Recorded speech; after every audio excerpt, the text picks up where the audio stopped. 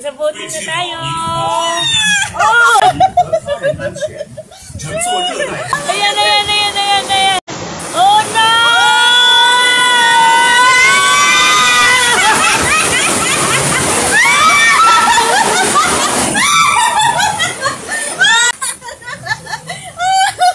Ay, ay, ay.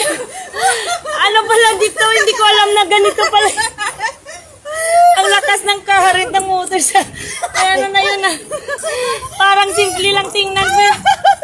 Naku. Sumakay ka lang pala dito para basahin ka. Tignan mo sa taas, oh. Paakit na tayo. Eh, takit na kami guys. So, ayan. Akit na. Oh my goodness. Oh, dali na. Hawak ka na. Ayan, ayan, ayan. Hawak ka dito. Ah! Hoy! Pauwi! Grabing karit ang motor guys. Oh, ayan, oh, ayan. Mas thrill pala yung boating guys. Ay, ay, ay, ay, ay. Lababa na Rusi. Ayoko na. Ayoko na dito. Ah, alis na, alis na. Ayun na, ayun na, ayun. Ay, basang-basa. Wala sa ayos. Ayan guys, parang simple lang siya tingnan, no? Pero hindi mo alam, grabe pala yung current ng water doon sa mga underground na yun. Saka, kaya basang-basa ka talaga. Saan tayo mag-exit dito yon?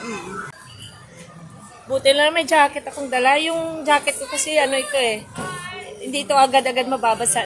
Yan. Waterproof tong jacket natin eh. Kaya pag mabasa, pwede mo siyang, ano, madali siyang maraan. Kasi ano yung tubig. Yung damit ko sa likod na basa talaga yung ano. Grabing current ng water guys.